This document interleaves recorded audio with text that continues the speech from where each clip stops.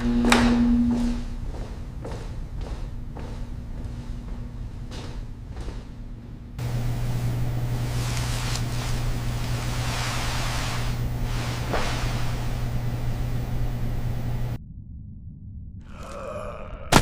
3, Adder 5, Adder 2. Continuity of self.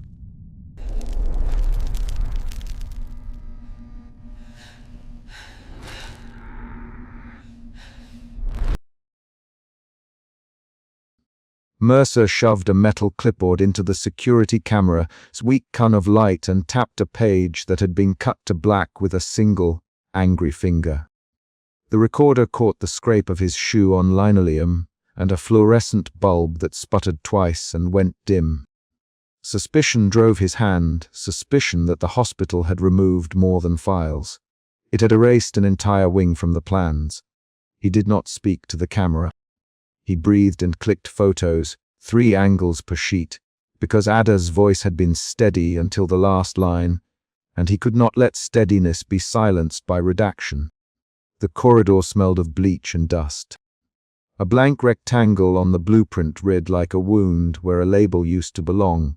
Alias Mercer had worked nights in records for 17 years.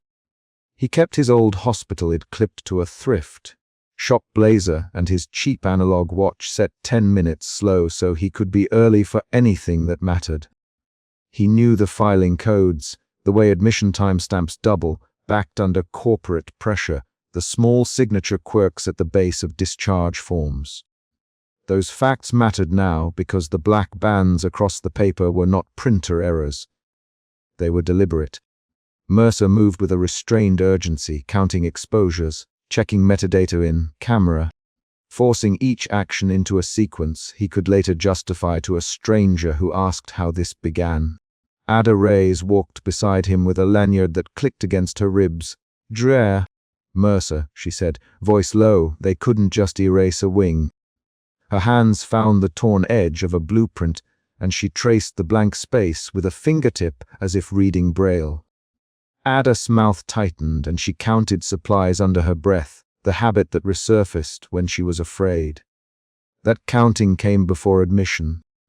It was how she kept patients in sequence, how she kept herself in sequence. Mercer watched her avoid eye contact for 3 beats and decided then to do what records officers rarely risked, copy and remove. They moved to the archival room.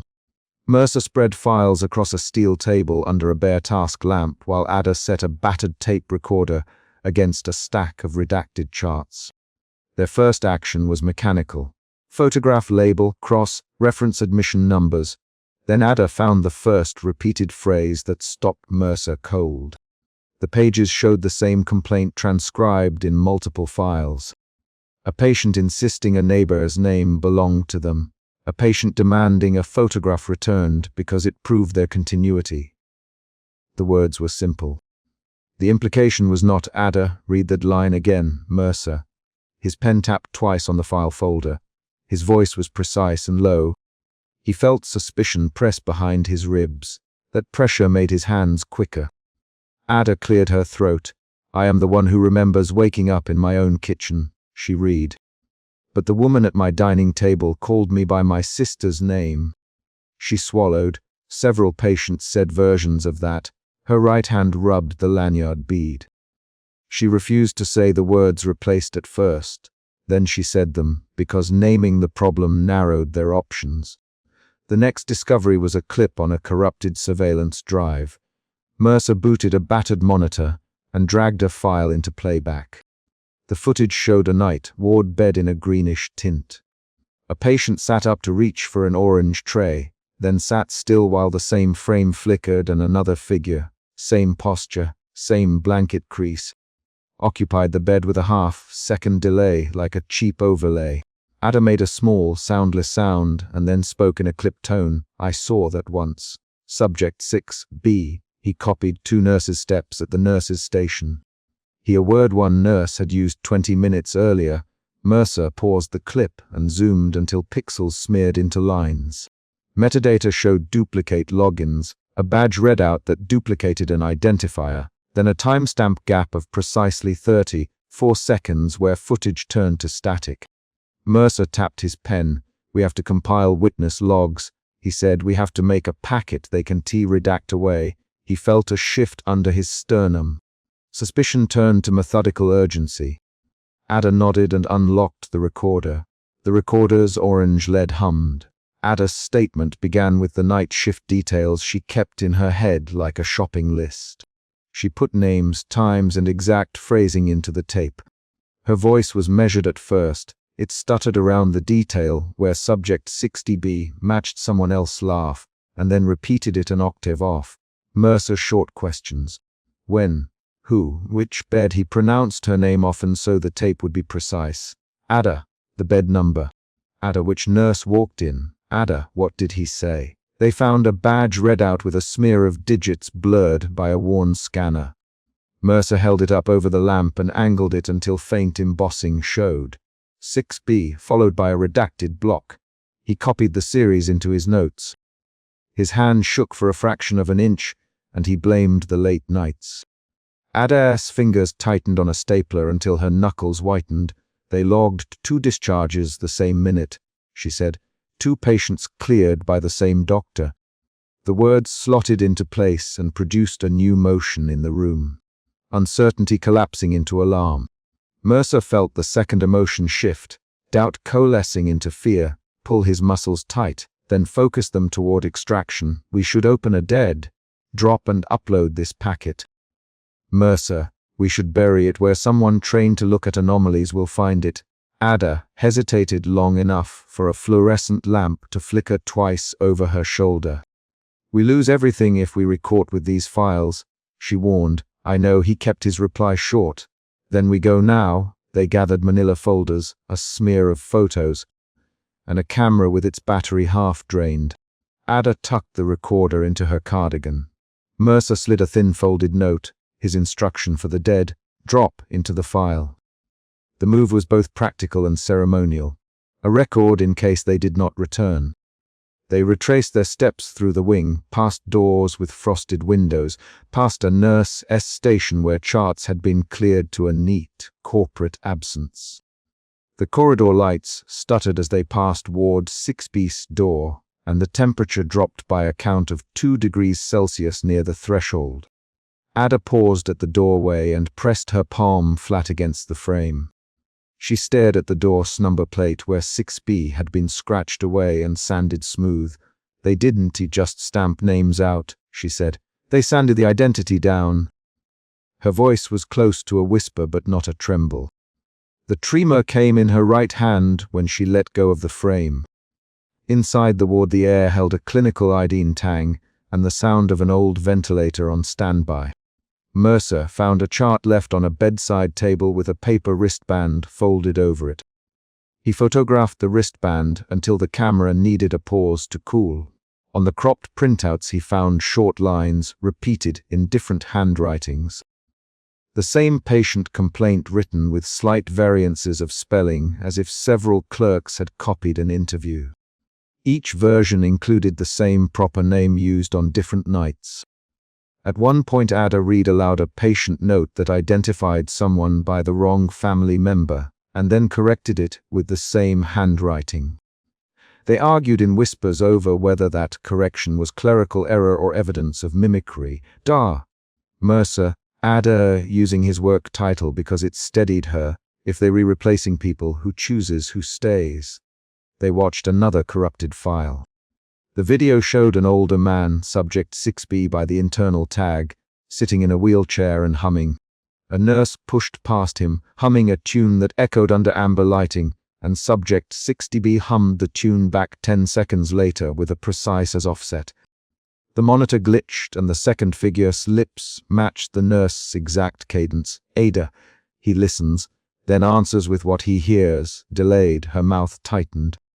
Mercer found himself listening to how she folded words, how she kept her hands busy so her voice would remain even. Suspicion had sharpened into a focused aim. Gather proof, then expose. They set up a makeshift interview table between stacks of boxes and a dented file cabinet. Mercer shoved a chair out, sat, lowered his glasses, and began a formal witness log with Ada. He concrete questions and wrote the answers in block letters. Ada's statements shifted through emotion. Steady factual reporting, then a paused intake when she recalled a night a patient called her by a dead relative's first name. Then an audible inhale that changed into a clipped, almost angry denial when she described how management dismissed her concern. Mercer watched Ada count supplies under her breath once, twice, then stop. He made a note. Ada counts, indicator of anxiety. The list grew into a dossier that anchored experience in measurable behavior.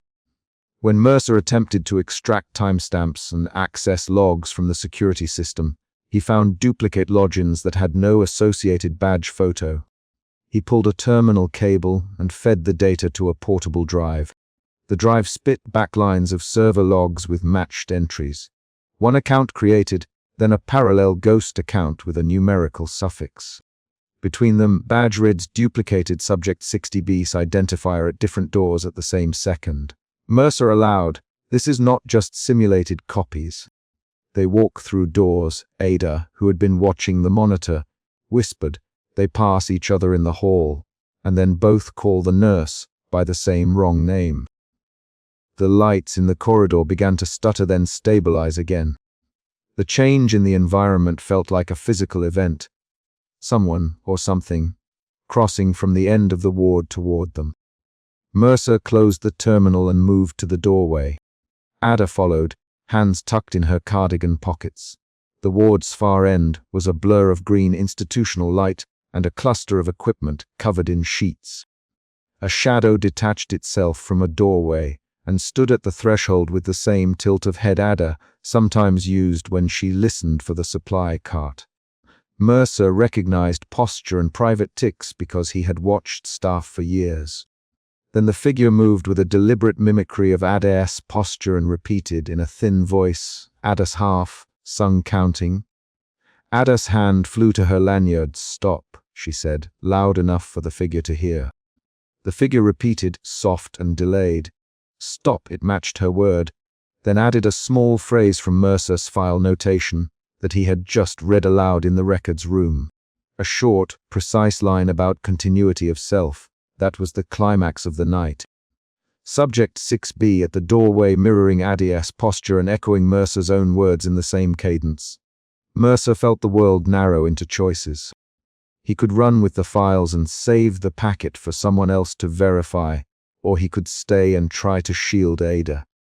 His fingers closed on the manila folder until the corner bent.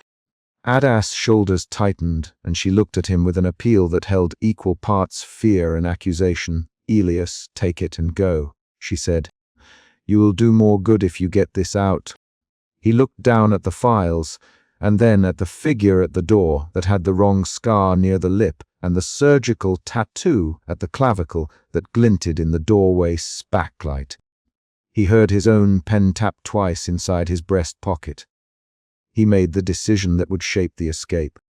He grabbed the recorder and slipped it under his arm and started toward the stairwell, but he reached back and seized Ada's hand and dragged. They ran through a service stairwell with a fluorescent strip buzzing overhead. Someone had wedged a cart against a service door, and the cart scraped as they moved past. At the bottom of the stairwell, the loading bay door was propped and concrete air hit them like a cold wall. Mercer counted breaths while holding the folder to his chest. He found 3 pages missing when he checked the packet. A set of charts that had been removed at source. He slapped his palm flat and cursed under his breath, the sound swallowed by the loading bay. Ada panted, rubbed her thumb along her lanyard, and then hissed. They took the central admission log. The master sheet, the loss was a new kind of evidence. Not proof of an anomaly, but proof of deliberate suppression. The missing pages turned suspicion into a concrete pattern of erasure. At dawn, they reached an anonymous kiosk and fed the partial packet to a dead drop server using a public terminal. Mercer keyed in a short note and a checksum he had calculated on the drive. The upload progress bar crawled. Ada watched with a face that did not soften. She checked the recorder and then the timestamp on a digital photo. Will they see it? Will anyone listen? She asked. Mercer kept his voice even. They will, if someone knows where to look for anomalies. The bar reached 99% and hung for an intolerable handful of seconds. The final percent ticked into place and the terminal returned a short confirmation hash. Mercer copied it to a slip of paper and folded it into his blazer. His hands were steady enough to fold cleanly. They did not return to the hospital that day. Mercer drove Ada to a small diner off the interstate where she ordered black coffee and counted sugar packets for a long minute before she touched them. They spoke in clipped sentences about release dates, counsel, and contingency. Ada, the patients, had stared at their reflections with an intensity that made staff step away. Mercer heard the upload could be traced, that a partial packet could be ignored. He felt a new shift in himself. Fear gave way to precise resolve that ordered his movements into careful steps rather than frantic action. They had revealed something, but not all of it. The missing pages meant someone had known to cut the right lines. Mercer could not sleep. He reviewed every photograph and every log again on his laptop with the same methodical tilt he used at the table. The records showed duplicates, badge anomalies, and at least one patient chart that referenced an unfamiliar physician's initials. He underlined names and circled times in a blue pencil until the page corners soft. He called Ada once and left a short message. "Stay off the hospital property. Wait for my call." Her reply was 2 words, "I will." That simple exchange closed the chapter's immediate conflict. They had taken and transmitted a packet. It did not close the underlying danger. Something active in the ward had mirrored and then repeated human names with a mechanical precision. Mercer felt the itch of responsibility settle across his shoulders like a worn coat. Before dawn, as he stepped into his apartment building, someone knocked on his door 3 times, slow and controlled. Mercer froze with a bag that still felt like weight in his hand. He placed both palms flat on the wood and listened. The knock repeated, a different cadence now, 2 soft taps, then a longer press. He opened the door a crack and saw a silhouette in the hallway. No badge, no light. Only the shape of a person with a gesture that precisely matched Ada's habit of rubbing her thumb along a lanyard. Mercer closed the door without a word and slid the dead, drop confirmation slip into a book between pages where it might be overlooked. The chapter ends with that knock. A concrete, outside event connecting the upload to a new threat at his threshold, emotion root.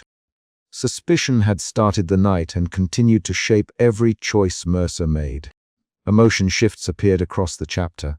Suspicion to methodical urgency to fear, fear to resolve. Those shifts were shown in Mercer's hands, in Ada's counting, in the way they spoke short sentences and repeated names. The whistleblower file left them with partial exposure and a new, immediate danger.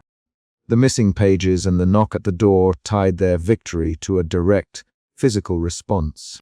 The packet was out, but the ward had not been erased from the patient's experience. It had been erased from paper, and whatever replaced the paper now moved across doors and knocked on Mercer's apartment. Ada slammed the torn blueprint onto the metal table and shoved the blanked rectangle under Mercer's fingers. Suspicion had driven her hands for weeks. Suspicion tightened her jaw now as her thumb pressed the blacked out wing labeled only with the stenciled characters someone had tried to erase. Mercer leaned back, pen tapping twice against the table leg, eyes fixed on the white cutout where room numbers should be. The confrontation started with that single ugly proof. The hospital had excised an entire wing from its own plans. Mercer had come to the records room with the same methodical air he always used, files folded, watch face down, a practiced avoidance of spectacle. He had brought a clipboard that night in the old security alcove and shoved it into a weak cone of camera light. The recorder had caught the scrape of his shoe on linoleum and a fluorescent bulb that sputtered twice and dimmed. Mercer had felt the camera's atch of ignorance, and then the bulb going slack beneath the ceiling. The camera clip was one of the few things they could not fully redact because It was physical recording hardware, and his memory of the scrape sat in both of them like a small, sharp stone. "Show me, Ada," and her voice kept the tilt of someone who had counted supplies allowed to stay steady for years. She pushed the blueprint toward him. "Show me where it says 6B. Mercer slid a gloved finger along a fold and stopped where the blueprint read blank. He felt a thud of old guilt tighten behind his ribs, a second emotion folding into the suspicion, doubt about how much he had already erased. Mercer answered with a short, even line. They painted it out. The doubt morphed into a question. Who had the authority to reorder walls and erase patients? Ada tapped the corner of the blueprint with the tip of her pen, a counting motion she used when nervous. The pen clicked 3 times. "No," she said. "Not paint. Paper." Whoever did this wanted no trace that 6B ever existed. Her mouth flattened. The suspicion that had been her engine shifted into cold fear as she pictured records being rewritten while bodies remained where no record admitted them. They began to spread files across the metal table in a practical, violent motion that made the fluorescent hum in the ceiling seem smaller. Mercer flicked open a patient ledger and set down chart after chart. He left holes in the stack, where the paper had been deliberately snipped. The room smelled of toner and cheap disinfectant. Ada smoothed a page with a hand that trembled just enough to be visible. She found duplicated identifiers within the admission column, same numeric sequence used 3 times, then a different name, then the same bar-coded wristband printed and redacted. Mercer read entries aloud, voice low and steady, because that was how he had trained himself to keep from breaking. Admit 920, unknown intake, chart redacted. Admit 920, patient claims replacement. Admit 920, duplicate identifier. He stopped and his breath clicked in the room. Why would they duplicate a number? Ada. Her words came tight and practical. It looks like someone kept continuity by number and erased continuity by name. Mercer pinched the bridge of his nose, breath shallow. His suspicion, his private route, had become a directive. Find the places that refused to be erased and hold them so the hospital could not rewrite them again. The files gave them an early surprise. Ada found a torn page with handwriting she recognized. She read aloud, and when she pronounced the name, her voice left a thin sound in the room. Ada Ray's emergency contact. Her hand went to the place on the ledger where she had written supply counts 1,000 times. The handwriting matched. Ada and Mercer exchanged a look sharp enough to cut paper. That can be mine, Ada, but her fingers were already tracing the loops she knew she made, small, even cursive. Suspicion spun into bewilderment, then anger. I wouldn't list myself as contact for someone we never admitted. Mercer pushed his glasses up and found silence for a beat, then opened another folder with care that bordered on ritual. The folder contained a page with the patient designation, subject 6B. The entry was half blackened, but an annotation remained. Replaced by similar physiological readings, continuity compromised. Ada counted aloud, a nervous measure, fingers moving. 1 line says replaced. 1 line says mimicry. 1 line says see video. The lines were concrete enough to force action. The 2 of them left the records room with a stack of redacted records and a plan to pull camera footage. They went to a security alcove where screens lined the wall like dead eyes. Mercer fed in a corrupted tape he had pulled from an old evidence locker. The tape clicked and stuttered on playback. Frames blurred together. The corridor footage began with a banal sweep. Double doors, a gurney pushed past, a janitor's shadow. Then the image doubled on itself, and both Mercer's and Ada's breaths shortened at the same frame. 2 silhouettes walked side by side where only one should have been. Ada leaned forward and said, "Pause." Her hand hovered, then jabbed the small button. The pause stopped not on a clear frame, but on an overlap where the second figure's arm had reached exactly where the first's arm ought to be. It looks like a reflection at first, Mercer, voice measured, then cautioned and replaced that with an action. He cued through the frames. In the scrubbed frames, a patient silhouette moved in step with another identical silhouette. And at the end of the clip they both paused and the image snapped to a single figure looking into a med station monitor and tilting its head in a way that did not match the person at the monitor. Ada's hand went to her throat. Her fingers tightened on the strap of her lanyard until the plastic keys dug small half-moons into her palm. She cleared her voice and said, "We saw this before. You put a clipboard in the camera light." The bulb sputtered. "Remember that scrape?" Mercer stared at the screen, then nodded once. "I remember the scrape of my shoe on that tile," he said. Mercer had pushed a clipboard into a camera cone the previous chapter. The scrape and sputter had been recorded and could not be entirely wiped. The corrupted clip offered a new, concrete detail instead of speculation. The second figure's head tilt matched a mimicry he had read in notes about subject 6B. They argued in low strings of lines, short exchanges that did not let the room settle into easy conclusions. "We need to find who seals records, Ada. We need to know if they replaced people or just documents," Mercer replied. "We need evidence that cannot be overwritten," Ada replied. "Then we take what we can carry, the back." And fourth lasted only a few sentences but reshaped how each moved. Ada's trimmer in the right hand tightened. Mercer, who usually let sentences run long, clipped them into 3-word commands. The emotional movement bent from suspicion to urgent resolve as they planned to move toward Ward 6B itself. Ada found another small, wrenching thing when they cross-referenced admissions. A recently logged intake showed her name listed as emergency contact with an address she had not given and a phone number that matched the hospital switchboard. Her mouth went dry. She read the line aloud, slow and precise. Ada Ray's contact listed next of kin relation. Caregiver. She pinched the paper between thumb and forefinger until the edges whitened. Someone turned your routine into an identity for another. Mercer. His voice had a measured edge. The discovery altered their strategy. The fear moved inward, now personal, now not about an abstract experiment, but about Ada herself being mirrored on paper and possibly in flesh. She rasped, "If they can put my name on a chart, they can put me in a file," her jaw set. And she started making a list of actions aloud so she would not feel swallowed by the thought.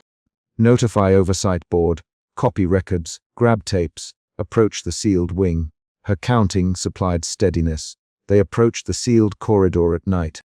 The hospital lights stuttered as they walked. Each section of ceiling fluorescence buzzed and died in staggered beats. Mercer kept his head down to avoid detection cameras, while Ada kept her eyes on the door labeled with a faint plaque. The plaque had been scrubbed of text until only a dull rectangle remained. Their steps made small, precise sounds, the scrape of Ada's shoes, the whisper of Mercer's coat. As they reached the door, a thin voice came from behind it, repeating Ada's name in a delayed cadence that matched the timing of someone trying to mimic a speech pattern.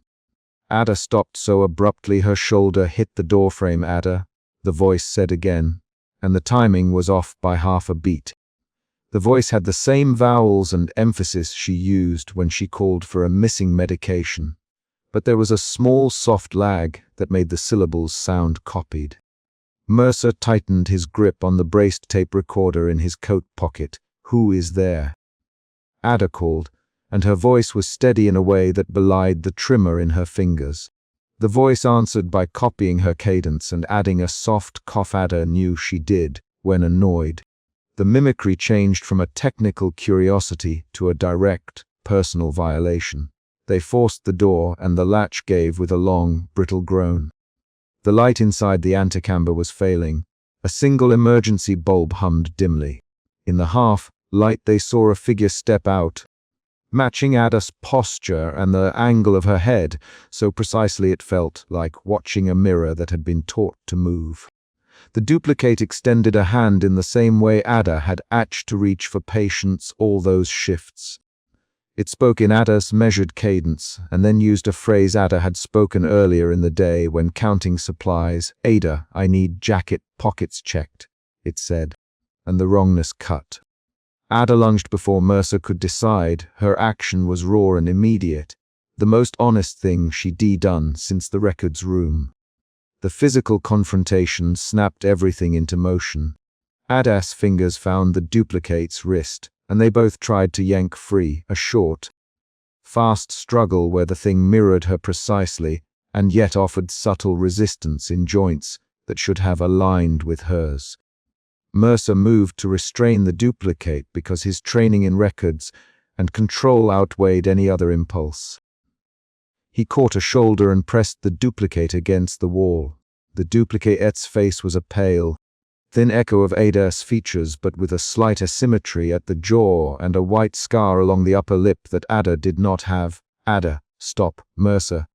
Voice clipped and careful. Ada, identify yourself. The duplicate blinked and matched Ada's blink in rhythm, then said with Ada's soft cadence, I am Ada Ray's night nurse. I am here for continuity. The line hung like a test. Ada shouted, you are not me, and the duplicate repeated those words after a beat, slower, as if sampling speech. They argued in quick lines, then fell into a violent, short exchange.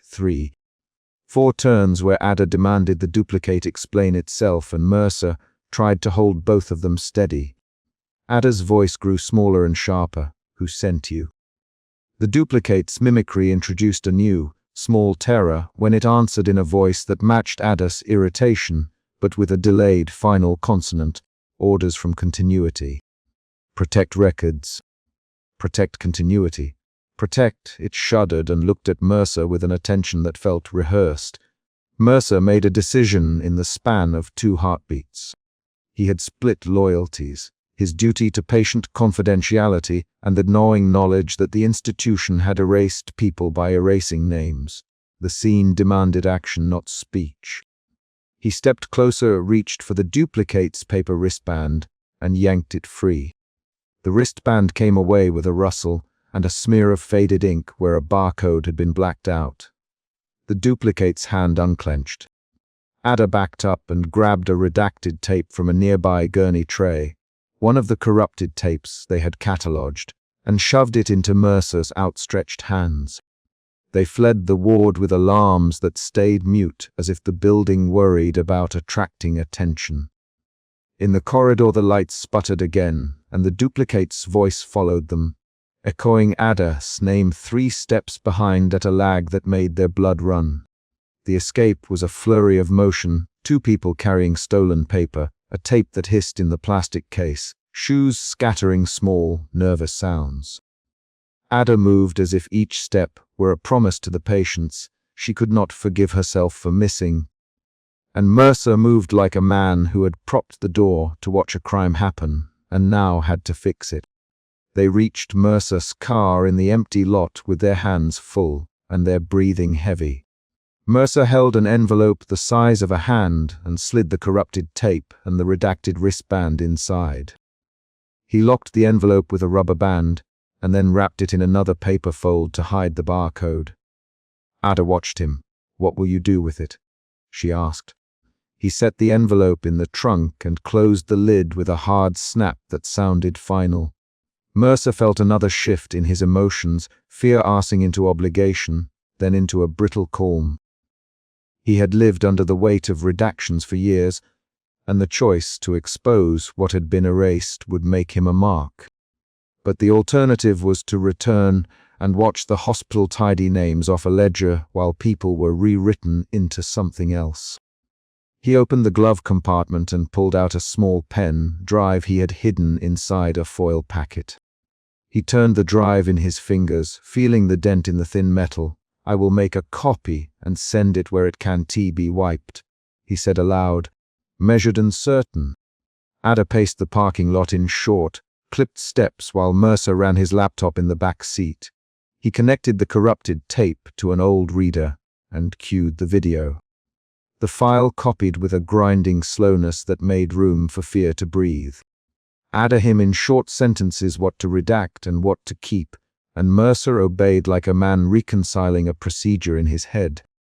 Patient names kept as numbers, duplicate identifiers preserved, the footage frames untouched, They worked in a rhythm that turned suspicion into purpose.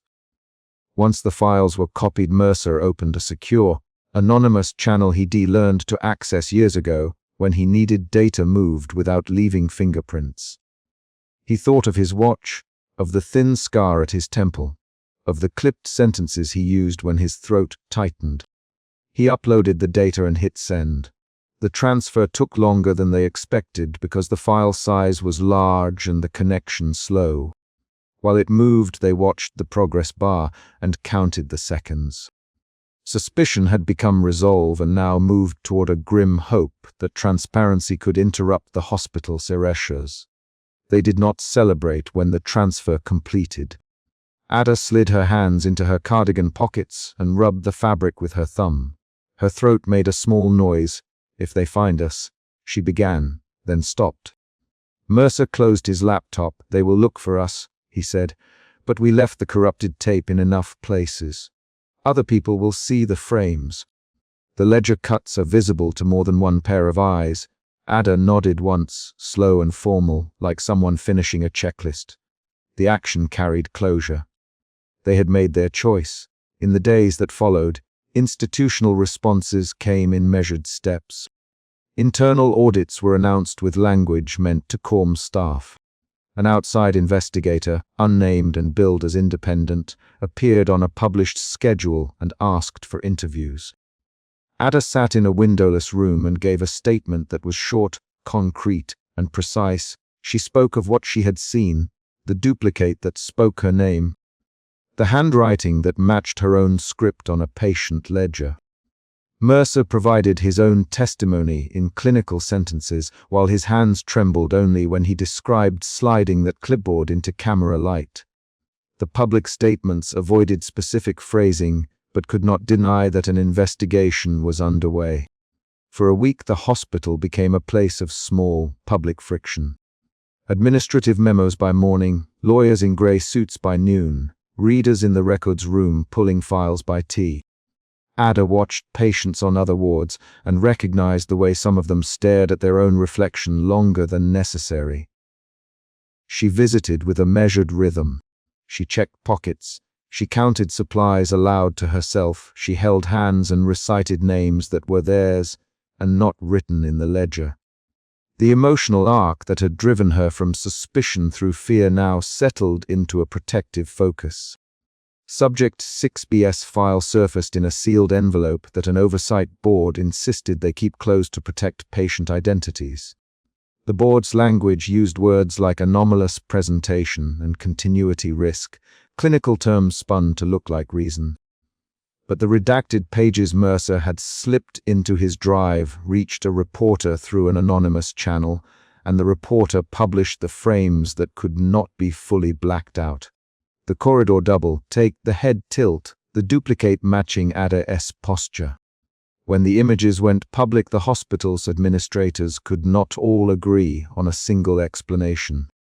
They formed committees, asked for more time, and in that time the hospital lost the ability to present a single, coherent denial.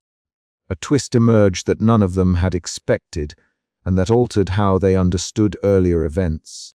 A records clerk who had worked under the nursing supervisor quietly testified that patterns of duplication in the ledgers had been created after a chain of template updates were run through a legacy database. The clerk said the templates had been run by an automated process meant to merge old and new numbering systems. The process, the clerk said, had been given an instruction to preserve continuity numbers, but someone had layered an undocumented post. Process that erased names where continuity numbers matched. The twist was concrete. A human official had authorized a machine script that prioritized numeric continuity over human names. And that authorization had come from records control with signatures that matched a supervisor now placed on leave. Ada read the clerk's testimony with a hand pressed to her sternum. The testimony did not ease the wrongness of being mirrored in a ledger. It made the betrayal narrower, more practical, assignable. The emotion shifted from fear to a brittle clarity. There had been a deliberate, bureaucratic decision that prioritized systems over people.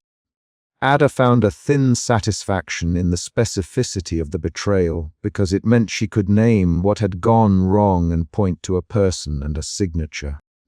Mercer watched the hospital's official pages change. The administration drafted a memo that acknowledged procedural errors and promised a complete audit. The word apology appeared in a press release with careful placement. For Mercer, the redemption arc came not in language but in an action. The hospital agreed to reopen patient records under an independent review and to relocate any patients found to have been affected. The agreement required a process of physical checks. A team would enter the sealed wing and audit every wristband and every bed assignment. They returned to 6B the day the audit team came with badges and cameras of their own. The antechamber door still retained a thin ring of dust where it had been forced earlier. Mercer watched Ada stand in the threshold with hands folded and say, "I was here." "I took these files." The auditors exchanged looks and a man in a plain coat asked Ada a single question. "Do you want to be present for the review?" Ada, yes, quietly. She wanted to be where the action was because action had become the language she used to protect people. The team opened the ward properly this time. Protocols, gloves, recorded entry. They found beds that had been stripped of patient identifiers and a supply cupboard where duplicate pill packets sat with matching lot numbers. In one bedside drawer they found a nurse's badge half, buried in dust with a faint smear of antiseptic and the letters "R" stamped on the back. Ada picked it up with fingers that did not tremble this time and read the imprint as if she were reclaiming an old name. The decisive moment came when the audit team found a small steel cabinet bolted to the floor with a lock that had been welded shut and then painted over. Inside the cabinet, behind a locked panel, they found a stack of wristbands, paper bands with redacted barcodes and smudged ink, alongside handwritten entries that matched Ada's script listing her as contact. Everyone in the room felt the weight of that discovery. It was an undeniable registry of the hospital's attempt to substitute numeric continuity for human identity. The panel's key turned under the camera light, and the discovery was recorded in full.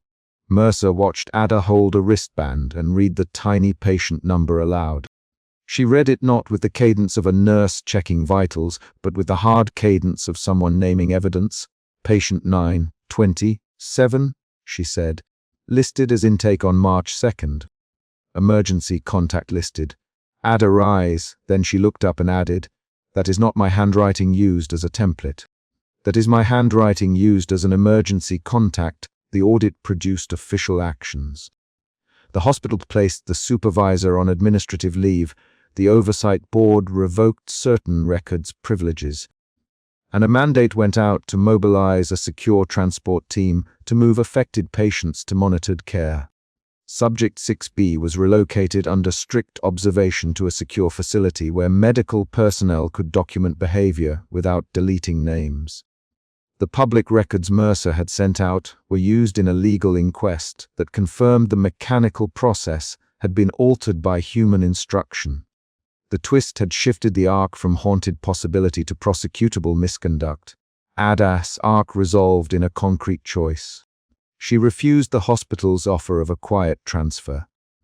She instead chose to sign on to an internal patient advocacy program that would track each affected individual's recovery.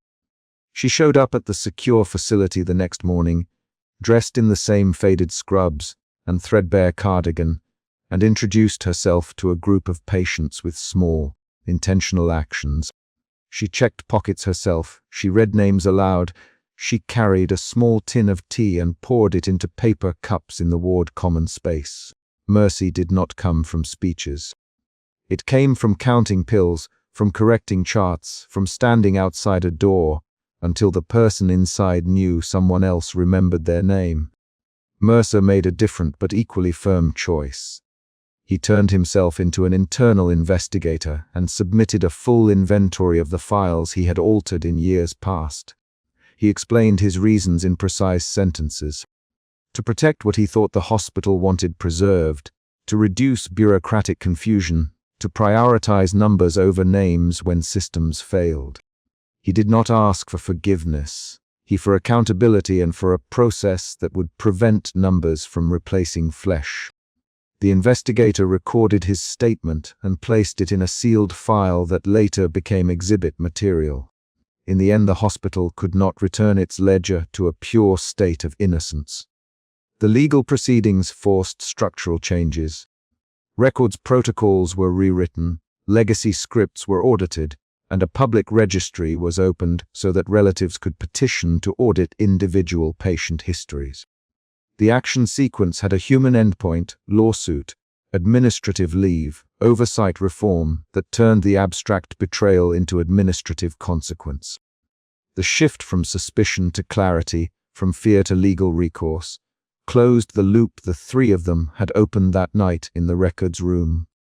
There was one last human detail that tied their arcs. Subject 60B, when finally approached under controlled observation, exhibited the mimicry Mercer and Ada had witnessed. The patient repeated Ada's name with the same timing and then paused as if listening for a correction. Ada stood inches away and said, in a voice low and exact, "You are not my voice."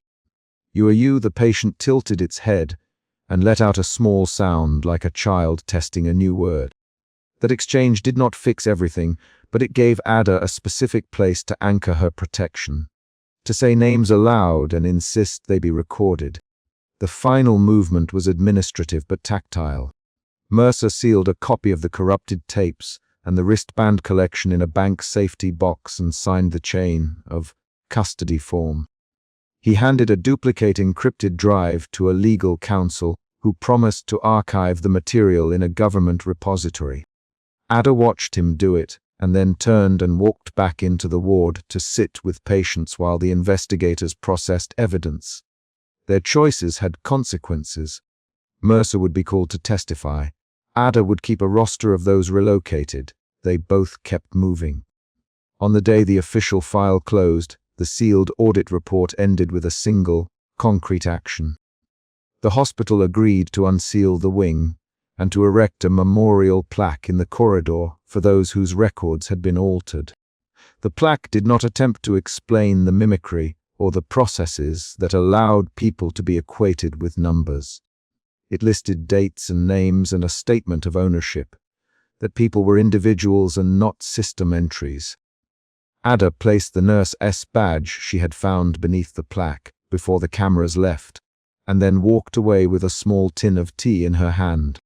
Mercer, standing back by his car with the safety box now empty because evidence had been transferred to the repository, felt his guilt reshape into something precise. He had been part of a system that erased, and he had chosen to make a public record that would make erasure harder. He tapped his pen twice and then once more, a private ritual. He closed the trunk and walked away. Ada called after him, "Elias." He stopped and looked back. "Ada," he said. She nodded and then straightened, as if adjusting a cardigan. They both left the hospital that morning with specific, tangible changes affecting their lives. Ada continued to work in patient advocacy and sat in hearings to ensure records were fixed. Mercer accepted a role cooperating with the oversight board and agreed to assist in audits so the mechanical processes could be rewired to privilege human names first. Subject 60B was contained and given a monitored program where the mimicry could be observed and studied without allowing further identity substitution. The institutional betrayal had been named and routed through systems of accountability. The final closure arrived in small, concrete acts rather than tidy statements. Ada checked identities door to door and wrote names on new wristbands herself. Mercer sat in courtrooms and read aloud the ledger entries he had once redacted, his voice steady when it mattered. The double exposures in the surveillance tapes remained on record. No one could fully erase the frames now. They existed in copies lodged with lawyers, oversight boards, and public reporters. The hospital's edits had been countered by a different set of edits. Legal transcripts, sworn testimony, and public images. The last scene that sealed their arcs involved a physical object. The redacted paper wristband Ada had kept in a small envelope. She took it out and set it on a metal tray in the secure facility while Mercer watched. She placed the badge beside it, then set a folded, unsigned patient ledger next to both. "We will not let this be rewritten again," she said, and did not elaborate. Mercer nodded. He had no need to speak larger truths. The action, placing paper where it could be inspected, was the promise. They left the facility together for the first time in days. Ada locked the nurse badge into her pocket. Mercer put his laptop into its case. The car started. As they drove away from the hospital lot, the morning sun hit a smear of film grain on the windshield and caught on the corner of Mercer's thin scar. Ada hummed a line of a song under her breath, short and human. Mercer listened and then let the hum steady his breathing. Their work had changed a system and returned, in small parts, the names it had tried to erase. The files were archived, the tape frames preserved, and the patients were no longer only numbers. The final paper record required signatures and physical checks and a chain of custody that could be followed. The closure existed in forms, not in speeches. Their choices had created a last, concrete motion that connected suspicion to accountability and left the hospital with steps it could not easily unmake. They did not pretend everything was fixed. Ada still flinched when someone called her name in a corridor, and Mercer still woke sometimes at 3 in the morning with the scrape of his shoe echoing. But the last paragraphs of their chapter were not airy promises. The chain of custody envelopes sat sealed in a government repository. The audit files were stamped and recorded. The patients of Ward 6B had been logged under their true names where possible, with direct caregivers assigned and supervised access. Ada turned the records over to the oversight desk in person and watched a clerk photograph the wristband and log it in a database that had been redesigned to refuse automatic erasure. As they parted at the lot, Ada touched Mercer's forearm once. "Keep the copies safe," she said. "I'll keep names steady." "We'll check the list together every week," Mercer answered with a single, plain sentence. "I will." He slipped into his car and drove away after her, leaving the hospital lot behind with the paper evidence they had forced to remain. The files were closed, the audit completed, and the archive held the last frames. Their actions had turned the erased wing into a documented wrong, not a permanent absence. The final act of the chapter was a locked file chest placed in a government evidence room, and the sound of the metal clasp closing on it, an action that ended the sequence with a concrete, irreversible motion.